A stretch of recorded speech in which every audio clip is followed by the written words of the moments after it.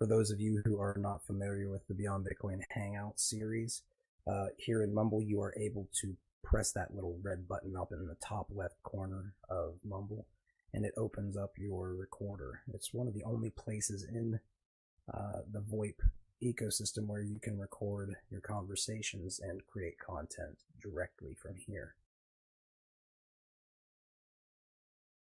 So with that said, we'll go ahead and get started.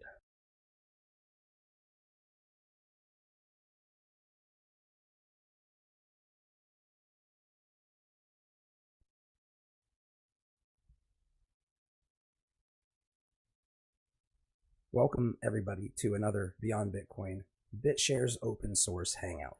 This is Hangout number 36, and today is Saturday, September 2nd, 2017.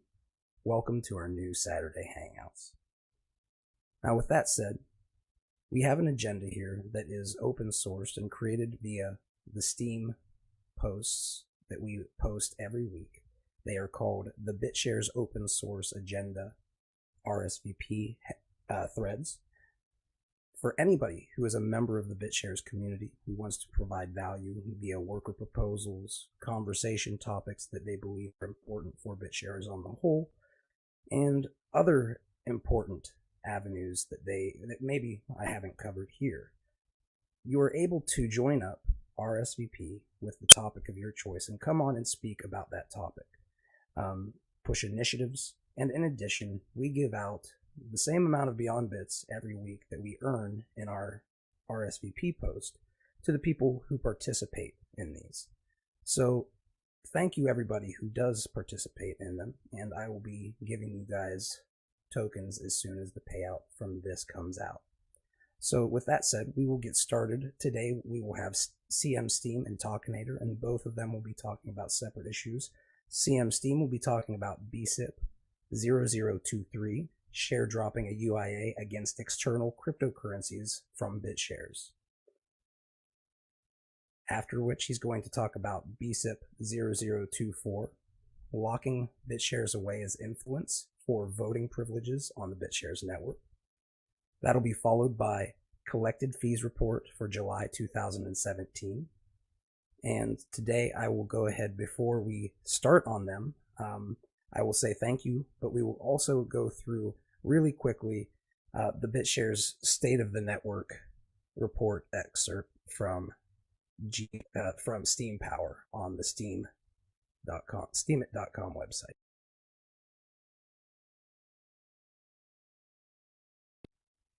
The following is the BitShares State of the Network 29 August 2017 excerpt. Point 1.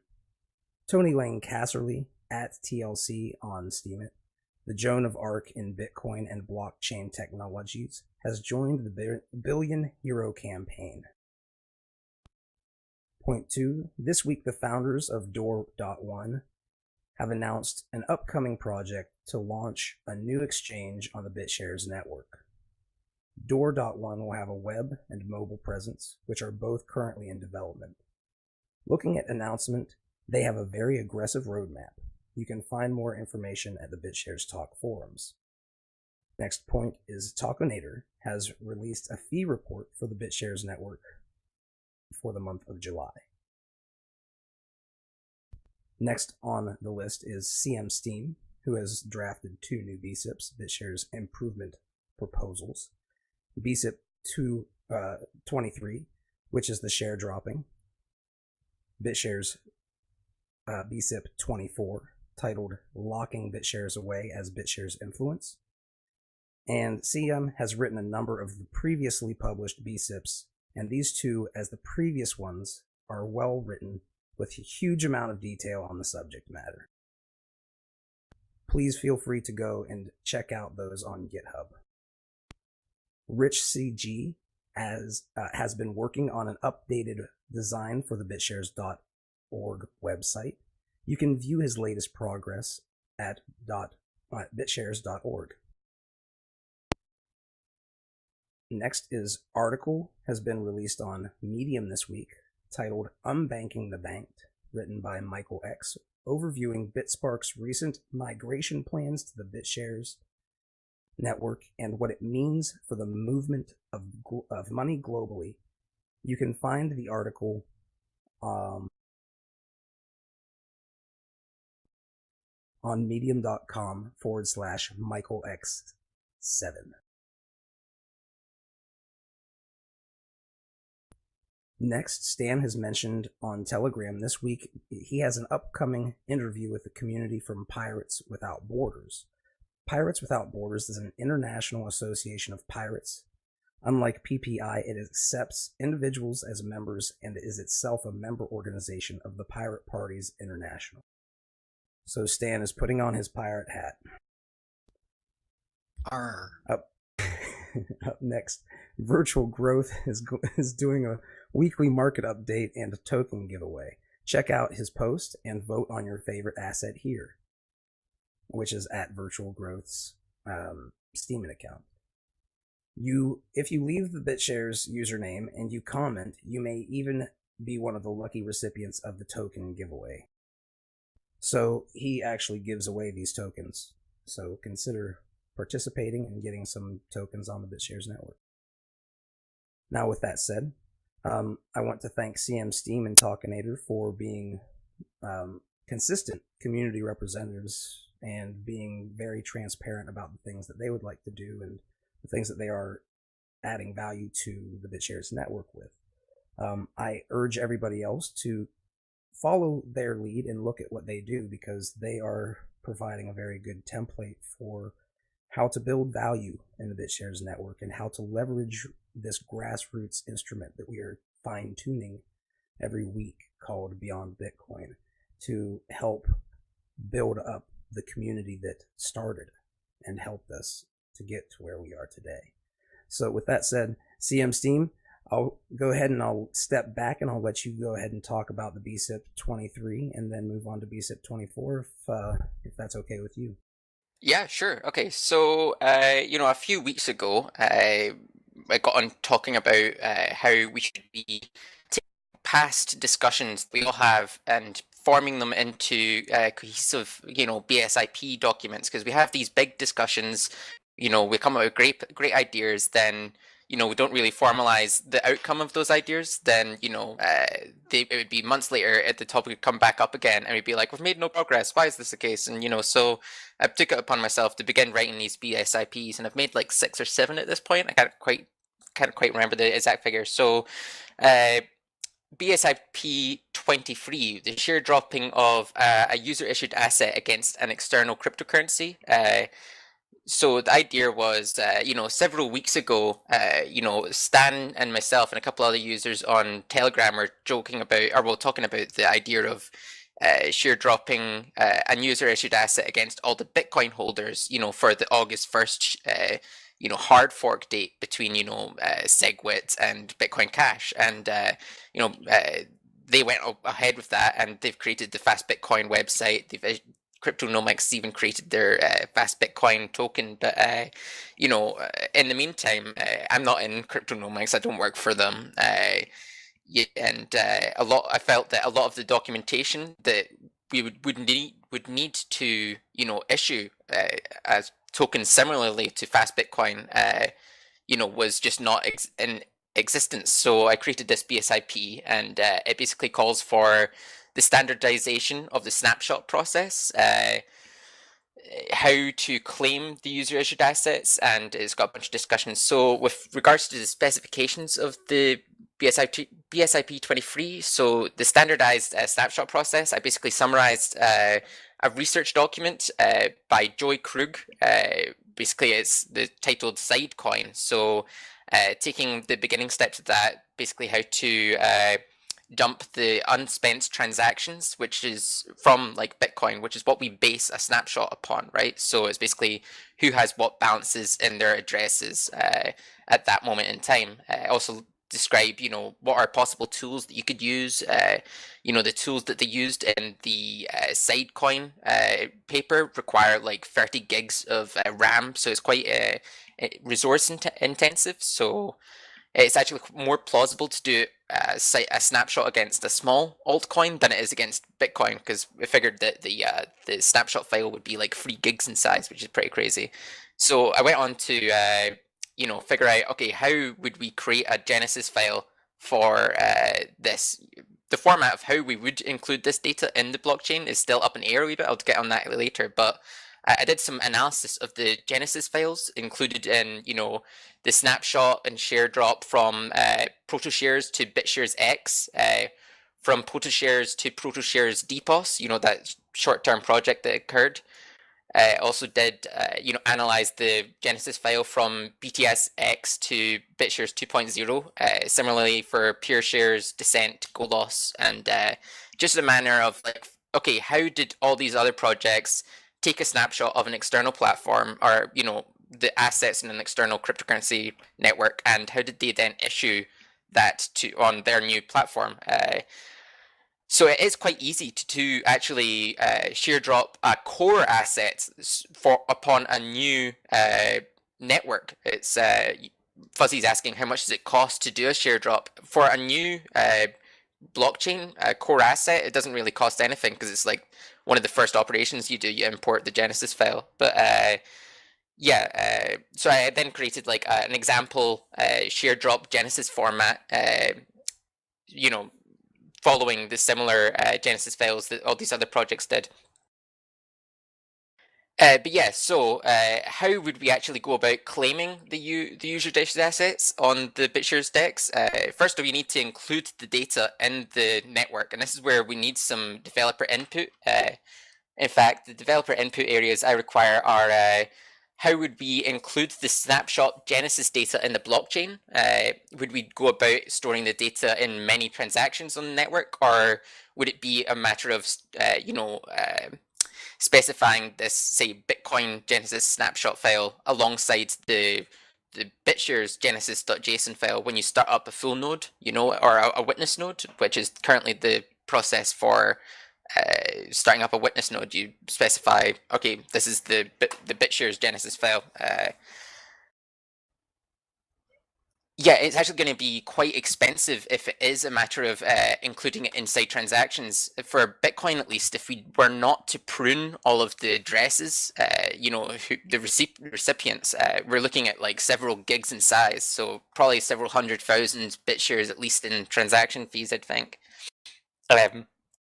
Other areas of developer input required are like claiming the user issued assets, via the external cryptocurrency private keys. So making sure that we can support multiple formats of private keys to import. So not just, would it be possible to import a private key that isn't a hash 160, or and also the claiming of an user issued asset through this private key import process. Currently, you can only import a private key to claim a core asset, which is in the case for BitShares, the BitShares token, or for PurePlays, the PurePlays token. You know what I mean?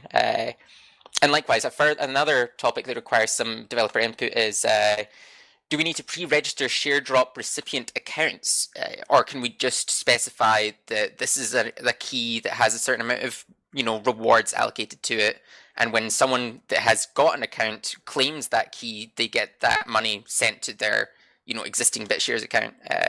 If you need to pre-register an account for just that key, that could be a very expensive process. If we're talking about 50 million accounts or something crazy. And with regards to what I need to do, to improve the BitShares, the BSIP 23, this is still a draft at this point. So I need to create a proof of concept snapshot of an altcoin based on the Bitcoin code base, so that it's not a 3 gig file, because I've only really got a laptop here at the moment. So a small altcoin I'll do it against to just proof of concept, like 50 meg file or whatever. Likewise, I need to detail some steps of how to do a BitShares snapshot, as well as getting some developer input and the stuff I've already mentioned just there. And that's pretty much all I had to say about 24, unless anyone has any questions. Yeah, I do, but let's Well, this see was if anybody 23, else has right? any. Yeah, sorry, Yes. 23, my bad. Yep. This is excellent. This is an awesome start. Cool. Yeah, and it sounds like one of the problems that you're talking about is if you're share dropping on a number of people, it might be a lot of accounts in the case of something like a larger bit, like cryptocurrency like Bitcoin, right? Yeah, I mean, there's So if we can just have the witnesses have a folder where they include like the Genesis files for snapshots against these external cryptocurrencies, then that would be far less expensive than having to A, store all the Genesis data in many transactions, and B, potentially pre-registering accounts for all these recipients, you know? So it's really an area that's highly undocumented, and in fact, you know, the share dropping of user issued assets isn't functionality at all. So it's quite theoretical, you know? yeah, and I know that there are definitely cryptocurrencies out there that are taking up that that kind of flagship intent that we kind of launched with, which was the share dropping onto different, onto the token holders too. So I would love to see something like this integrated, because then you start seeing people being able to actually give tokens to that target demographic that they need to reach. You know what I mean? When you can start reaching outside of BitShares to give people cryptocurrency on BitShares, you're bringing them on board. So I'm a very big advocate of share dropping. So I look forward to seeing progress on it, man. Cool. Yeah, I mean, I remember reading all the share drop kind of blogs by like Dan Larimer, and it really caught my attention the fact that, you know, a share drop is like effectively purchasing the entire user base of an external platform. Like with, say you did an internal BitShares snapshot for a user issued asset, you're getting the entire BitShares community involved in your token. If you do it against an external platform, you potentially recruit hundreds of thousands of users to the BitShares network, to which if you drive them to your portal, you know, a website explaining what your user's data is, and, you know, you send them a referral link towards like a web wallet, you're potentially massively inflating your referral statistics, which will get you fees for years to come.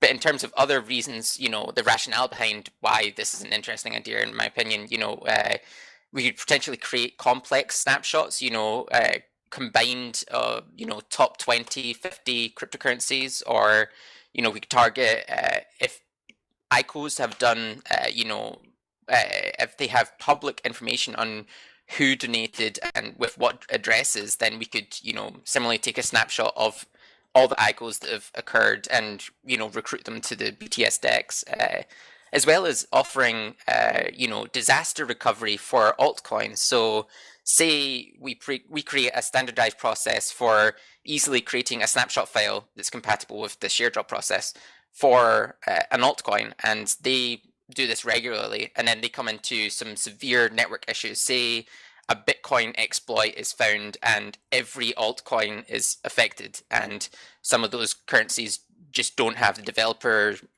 resources to fix them, right? To which we may see like hundreds of altcoins die in the one go, to which we could recover their last known state, you know, on the BTS DEX, and hopefully keep their community alive while they either consider staying with BitShares or find an alternative platform for the future. Great idea. idea. Be able to trade their tokens right there. Yeah, exactly. It's kind of like we save them from their own their kind of own disaster, and at the same time upgrade them to super speed. You know what I mean? It's great, man. And I'll definitely talk to you about it too behind the scenes. Totally. And I think you've brought up all of the. I think you've brought up, as far as I can tell, all of the important back-end technical considerations in terms of what might be the code changes that need to be done on the back-end nodes, and also what might be the impact on the nodes, possibly in terms of memory usage. So that's also very helpful. Yeah, I mean, if we go with the route of, say, we have a folder on the witness nodes where these files are stored, a Bitcoin snapshot would probably be about 3 gigabytes in size, which isn't too bad unless it is stored in memory, to which we may need to consider paying witnesses more in the future. But this isn't something that's an immediate concern. If we were to take a snapshot of the top 100 cryptocurrencies without performing filtering, on recipients, then yeah, that could be like tens of gigs, which is something we'd have to consider on an individual basis, I guess. Sure. Would it be like technically feasible to do? I mean, it's obviously a risk comparison to like an ROI comparison, right? So like, what do you mean? It's, share dropping on the top 20. It's going to take a lot more resources, but it actually could be a huge deal as far as bringing people on and be well worth the price. Oh yeah, I mean, it could be, what's 20 gigs of storage space versus, potentially recruiting hundreds of thousands of new users who may then decide to create a gateway for each of their individual cryptocurrencies or something like that. It could be very beneficial. Okay, any other Fav is questions? asking a question real quick, if you don't mind. Yeah, sure. He's saying, can't you use IPFS to store the snapshots and then get them when needed? Well, the process of standardizing the snapshot process, the idea behind that is that we'd have like multiple users who are trusted do the same process to come out with the same outcome, right? So you're not just trusting one person to create the snapshot because you can manipulate it or something like that, right? To which we would then, trying to decentralize the storage of it, potentially distribute it out to the witnesses, or as Fav says, put it up on IPFS. But at the moment, I don't think IPFS is built into the BitShares client. So yeah, I don't know what the update is on that one actually. And I think you've highlighted there's roughly 3 general technical steps. There's roughly the generation of the data.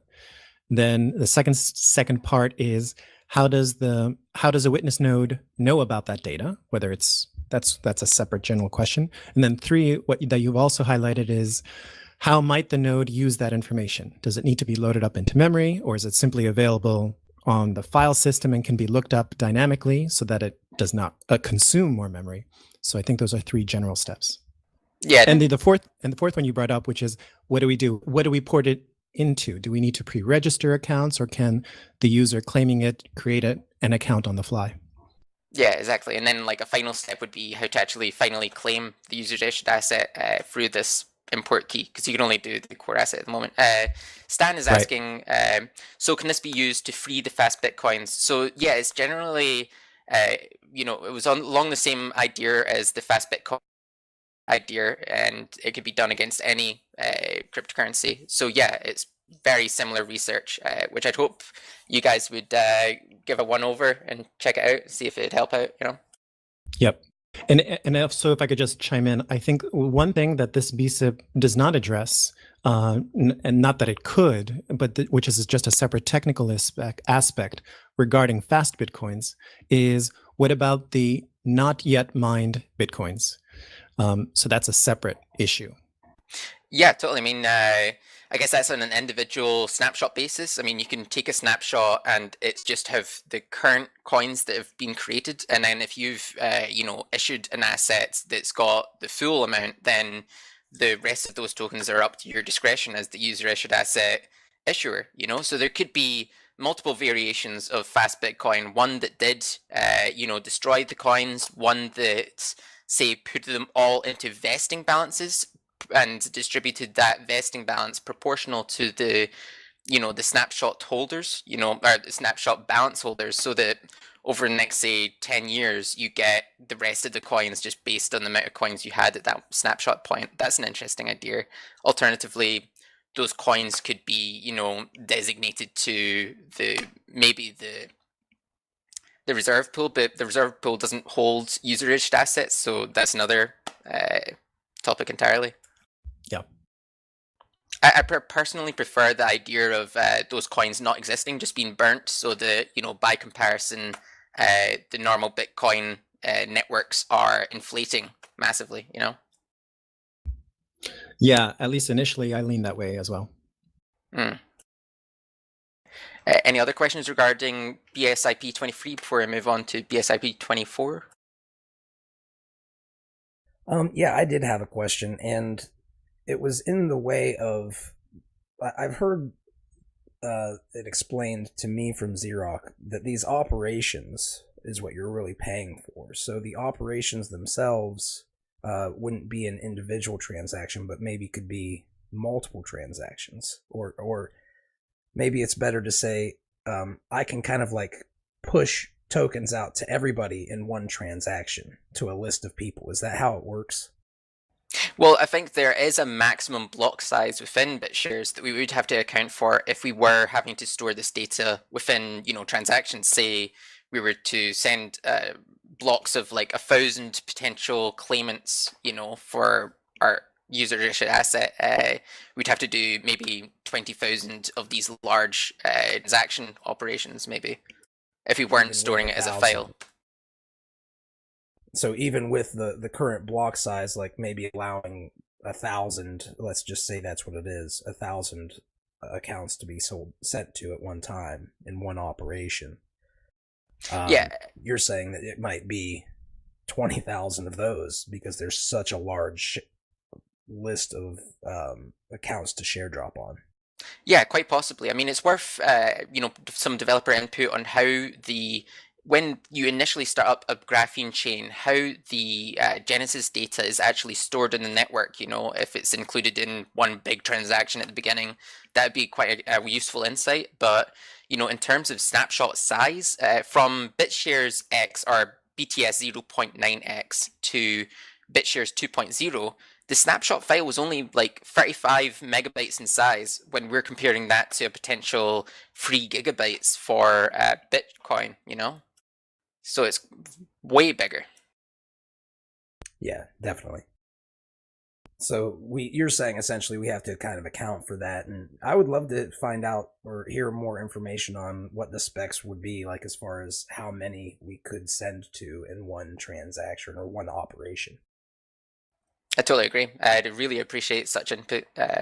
Again, the BSIP is a draft, so I'm taking open suggestion for areas I've missed, or if you're technically in the know, how we go about implementing such change, and then we'll create a production version of the BSIP, and it'll be better. Sure. Well, I would love to support you. So if you have people who are helping you, feel free to pay them in some of the tokens I'm giving you, and just let me know. Cool. Thanks. Of course, man. Does anybody else have any questions for Custom Miner on BSIP 23? I have many, but we don't have time for mine.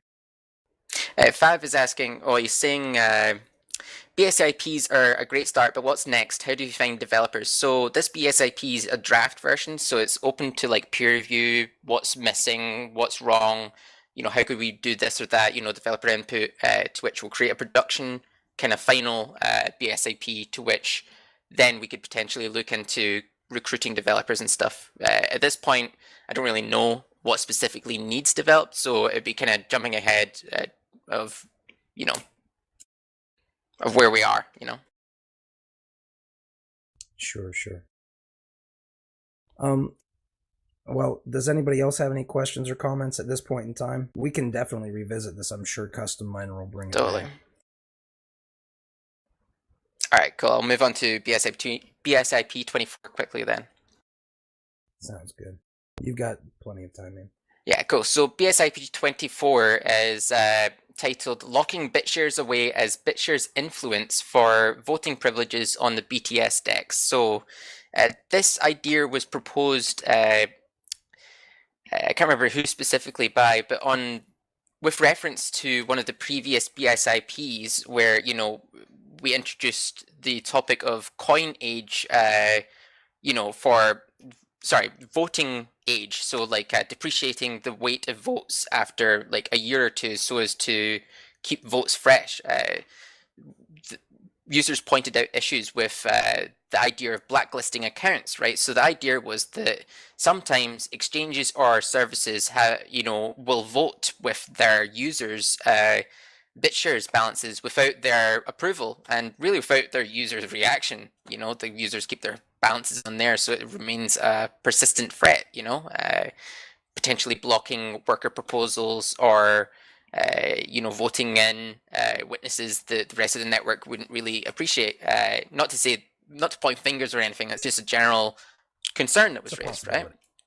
Yeah, so the concern with blacklisting accounts from voting in the first place, whilst it would prevent, cold storage accounts from voting, these exchanges could just move the funds, or, a bigger concern actually was that once you're elected into a committee, role, you could then begin blacklisting many other people, that aren't exchanges or services, so as to kind of lock yourself into power. Fair enough, users can just remove their vote from you, but it is a potential route for a power grab, especially with voter apathy. Perhaps it would be a long time before they would be voted out, especially without the vote aging being implemented. That could be the case, at least. So the idea was a less aggressive stance or approach to removing these, exchanges and services from the voting populace, right? So the idea is to basically replicate Steam power, but upon the BitShares network, where you have to lock away your BitShares as BitShares influence. I used influence instead of power, so we're not like stealing the kind of terminology from them a little bit.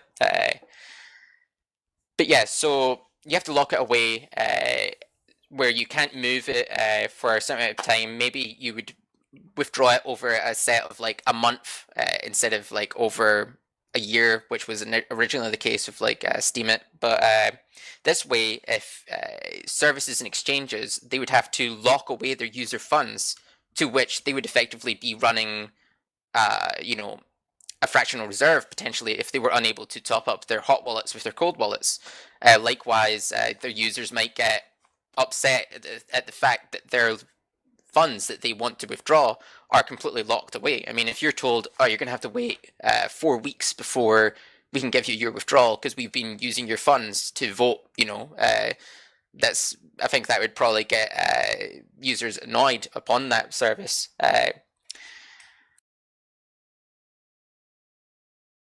So yeah, I did point out, so this is very brief, it's not as in-depth as BSIP 23. I think I knocked it out in like an hour at like 4 in the morning after I'd finished BSIP 23. I did point out some issues with, BSIP 24, and that it might, produce a lack of liquidity of BitShares for creating smart coins.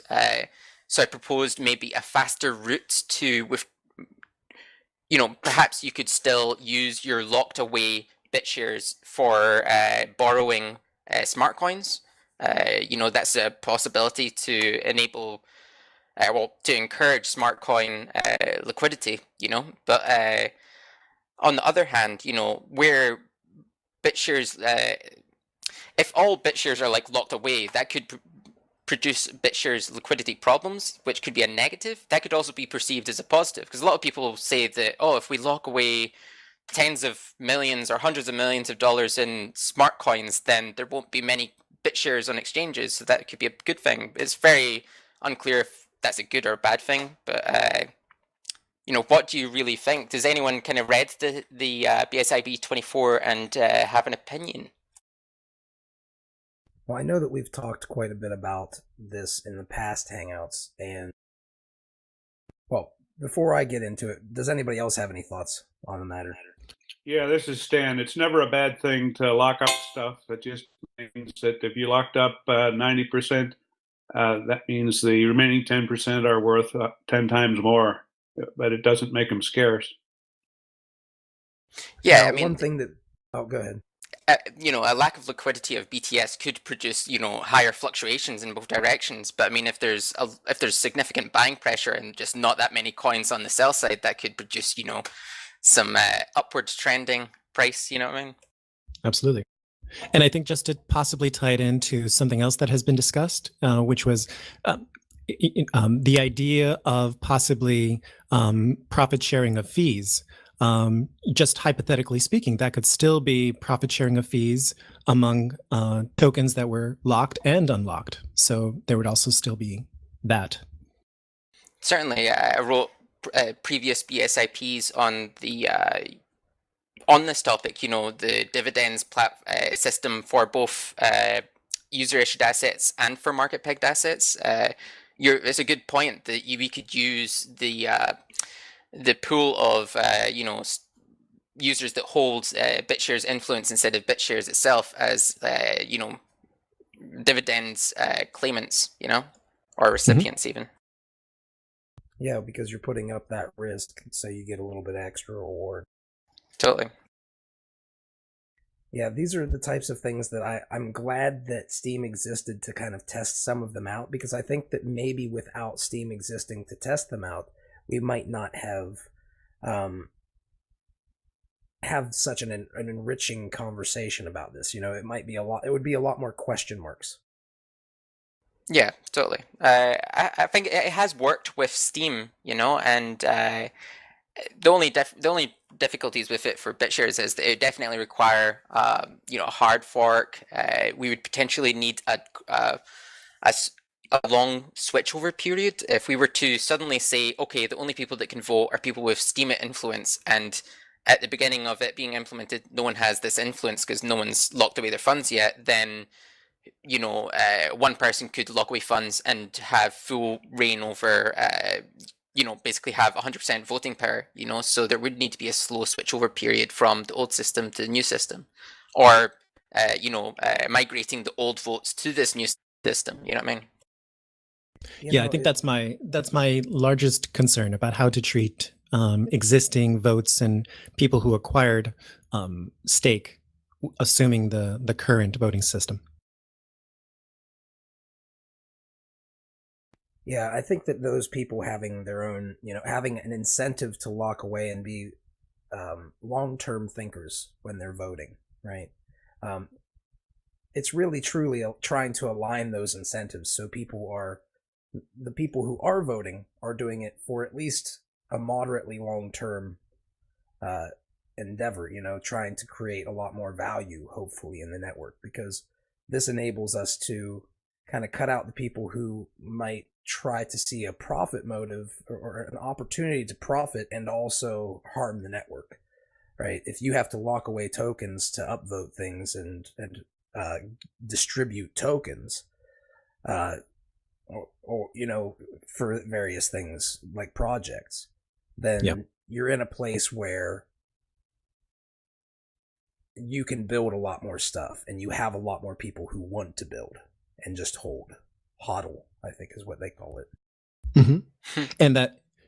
I think the elaboration that you had regarding its effect on centralized exchanges, at least those who are voting with their stake, I think that's a valuable point I hadn't thought about, and it's actually very valuable. It's probably one of the more valuable points, right?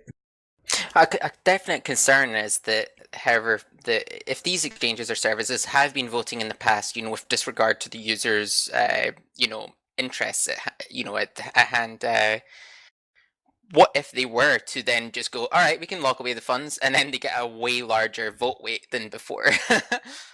That is a certain risk. Yes. Well, I'm not against that as long as they have a longer term interest in it, because if they can gain more from it. But yeah, it's something to definitely discuss. Ultimately, it'd be nice if all of them wanted to back their exchanges with BitShares. You know what I mean? Yeah. Perhaps, we could factor in coinage into, the vote weight behind, BitShares influence, so that, say, an exchange was to suddenly lock away their funds for, they wouldn't immediately get that vote weight, and we'd have time to, notify their user base that, hey, your funds are completely locked away, you can't withdraw, to which might trigger a response from the user base to get the exchange to stop doing what they're doing, so that it would take like a month for their vote weight to get to full power or something. I don't know. Just brainstorming a little bit. Mm-hmm. Yeah, it's a very interesting. There's a lot of things that we can do with it. I would say we should definitely consider the the power of it. Now, I would say one thing that I potentially have a concern with about it is, could it cause a black swan in some of the bit asset markets if we do this, and the price of BitShares significantly goes up because people lock it away like too fast? You know what I mean? Like, what do people think about that? What do you guys think? Well, I'm not too sure about the black swan events, these global settlement, events, because BSIP 18 is currently heavily in development, which is going to, dramatically change the behavior of such a black swan event, whether or not it will be less of a concern, in the future. It's just something that, it won't break market pegged assets in the future. If we were to allow the use of BitShares influence, since they are effectively BitShares, to borrow bit assets but not allow the immediate settlement back into liquid BTS, then we could still allow for a liquid market pegged asset supply, whilst locking away the backing BitShares. Yeah, maybe those two things would have to be separated, possibly. You could lock it away but can't use it as a collateral, possibly. It's certainly worth exploring a bit further. Does anyone have any other questions regarding BSIP 24? I had one. I think just at a meta level, stepping back for a moment. I don't know if you had any thoughts about between this BSIP, right, the locking away, versus discussed expiring votes. Do you have any thoughts about possibly whether they should be done in theory together, or should one be done before another? Any opinion about that? I think they both would be hard forks, wouldn't they? I think the vote weight aging would be less dramatic of a change. It wouldn't reset the votes to zero. At least if we were to, give it a grace period. If it was like, okay, we're going to age votes that are older than a year, and the vote's like 2 years old, we wouldn't just immediately erase it to zero. I think both have got their benefits. Perhaps we could even combine the two. Personally, I think the aging of votes would be beneficial for the current system, whereas the BitShares influence idea would probably be better for the price valuation of BitShares. I'm not sure. So, perhaps further research on my own part would be comparing the two, the pros and cons, just the basic TLDR comparison, Yep.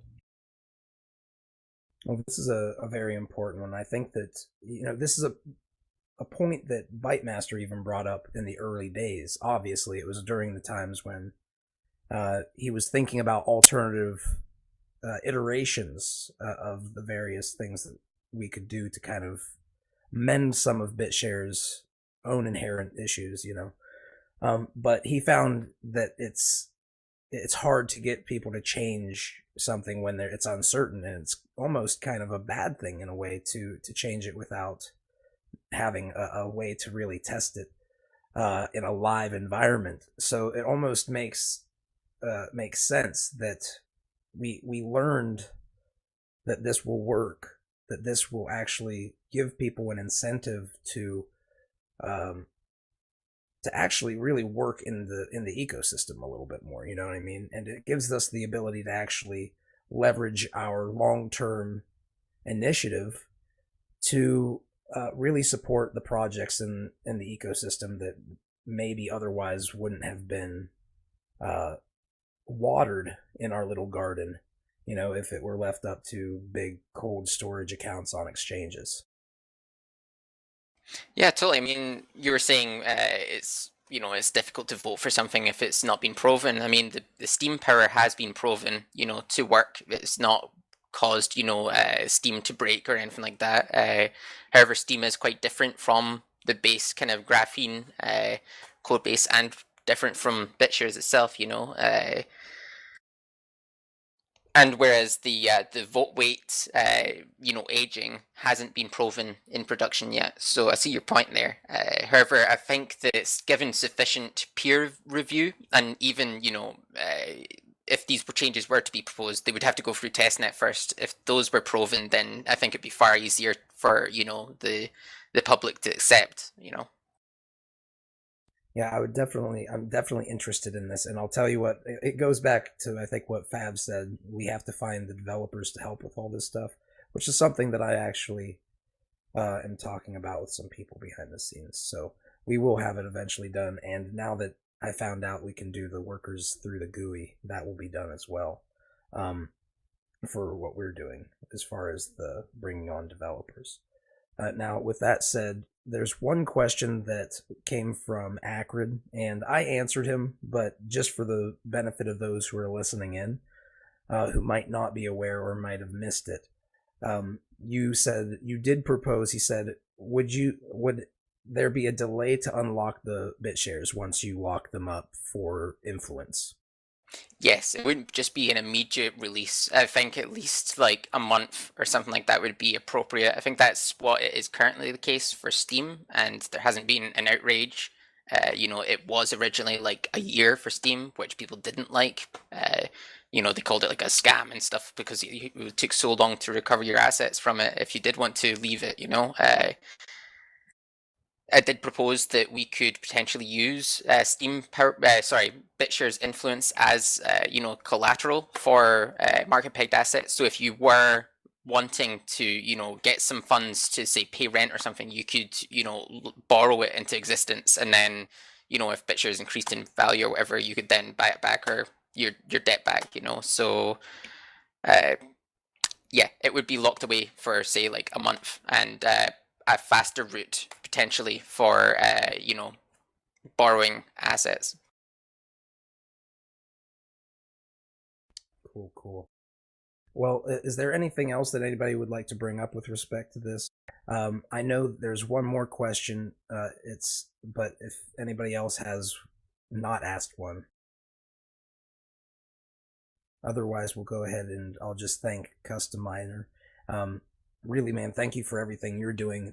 I kind of need people to do these things so I can focus on trying to coordinate these things that we're building that are getting done. And I think if we can support you guys in helping kind of lead the community, because that's what you guys are already stepping up to do in ways, and other people who want to do this, I really want to help all of you help BitShares through this. So just keep that in mind.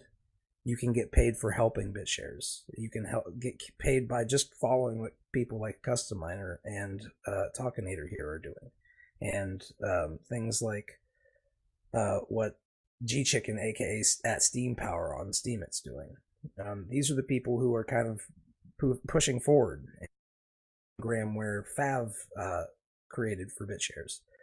So there's a lot of different people in this ecosystem who are doing cool things. So please join up and talk about what you're doing in BitShares. Show people that you're alive. Show people that we're kicking and that we're doing a lot of amazing things in a really, truly grassroots way. And it's not the easiest, it's not the quickest pump and dump way, but it's real. And you guys can be part of it, and you can get, you can earn for being part of this and showing what our community is able to do. So with that said, Talkinator, if you want to, feel free to go ahead and step up to give your collected fees report for July 7, 2017. I will step back and let you do so. Sure, I'd be happy to. And this will be fairly short. For the month of July 2017, I prepared a report regarding the fees that were collected by the blockchain. And the quantity of operations that occurred in July 2017 was approximately 16.7 million operations. And just for comparison with the month before, that's approximately an 80% increase from the month before. So quite a jump in terms of activity on the network. And of those operations, we have approximately 98% approximately, of those operations were related to market orders, either the creation of limit orders or the cancellation of limit orders. So that just gives an idea of the type of operations, what's going on. But curiously, even though that consists of around 98% of the operations, those operations only comprise 15% of the fees that were collected. So it just turns out that those fees for market orders are relatively low in comparison to the other types of operations that we have. So for the month of July, actually a little over half of the fees that were collected were due to asset creations. And that has been consistent over the existence of BitShares 2.0, where approximately half of the fees that are collected are due to asset creations. Then a second, the runner-up at around 25% is account upgrades, and that's what is the runner-up for fees collected during July. So I think that's the summary for the month of July and the significant increase from the month before. Now, the cancellations are operations that really, do they charge a fee for canceling? I believe you do, don't you? If I remember correctly, and please, somebody, there's no canceling. Canceling is free. And if I remember correctly, the fee for, what am I trying to say? I'm trying to recall something along the lines of that the fee for the market orders that are canceled are either completely or greatly refunded if they have not been filled in. So if there have been no partial filling of the order, then I think a significant portion of the market order fee is also refunded. And thank you, Fab, for clarifying on that, man. Does anybody have any questions or comments? I personally am always glad to see what that it's increasing. Now I'm kind of curious about the cancellation and creation of orders.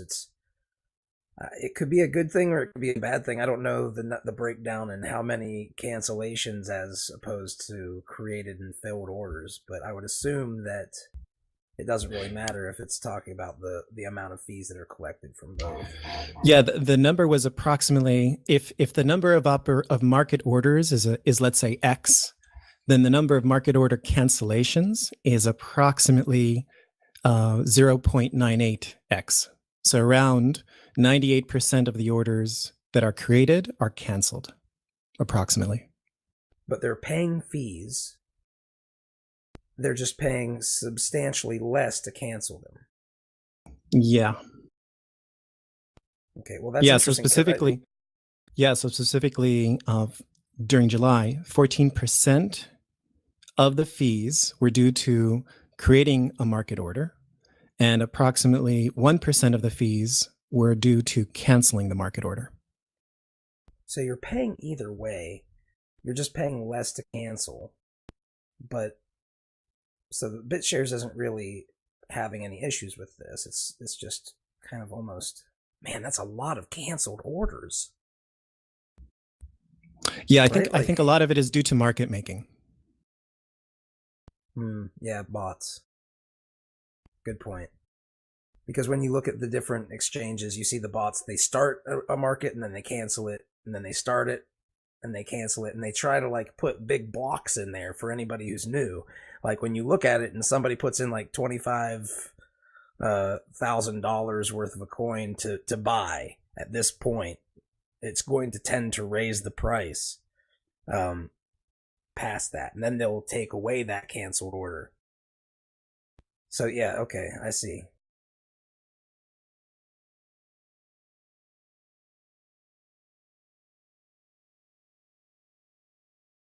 I'm just reading here. And feel free, Talkinator, to take the mic. Yeah, no, there's just a point that I need to iron out myself just to make sure that I know it 100% firmly. So there's just the discussion about, and I'm not certain about this, but I mean, okay, there's the question about canceling an order. and whether it's free or just or not free. And that's something I need to review, double check myself. Okay, yeah, Fabdiso is saying canceling is free if not partially filled. So if it's partially filled, it's considered like, you know, it's a transaction that went through, so you had to pay for that. That's what I'd imagine. Okay. Okay.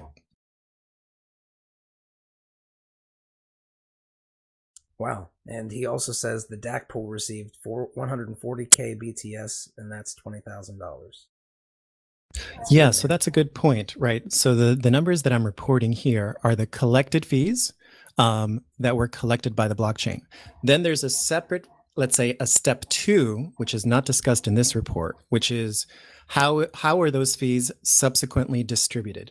And what Fave is highlighting here, if I understand his point correctly, is that about either about or exactly 20% of those collected fees are then going to the reserve pool of the blockchain. Yeah, and the rest of the fees goes to referrers and registrars. So those go into what we call the worker pool, essentially, where we can use them for whatever, or the reserve pool.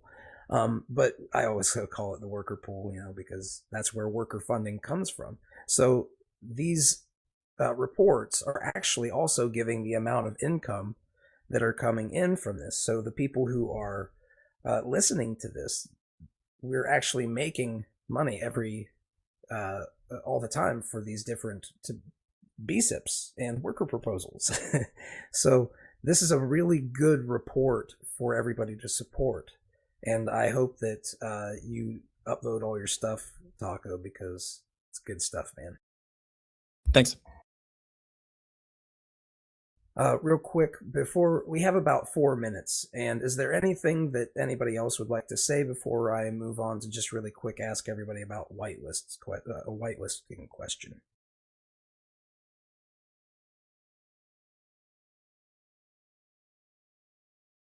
Okay. Well, I will just really quickly ask. I don't know the answer to this, but I'm very interested in finding out because I want to have a whitelist for coins that I give out that are worth votes. I want, or for, for bandwidth for that matter in the future. And I think that if we're going to be using BitShares tokens, I was talking to Alex, and Alex brought up a point that I don't know why I couldn't think of it, but he just like brought it like a light in the darkness to me and was like, Fuzzy, I think I got an answer. Whitelisting the tokens and making it so anybody can trade them, but only people who are whitelisted can send them and use them for upvotes. And the question that I'm running into, and maybe somebody here can help me with this because I'm not familiar enough with the whitelisting, would it be possible to make it so I whitelist people so they can't send them to whale shares, but they can still trade them, right? Like it would be kind of like 2 tiers, like 2 levels. You know, I allow anybody to trade them, but the whitelisting allows you to actually also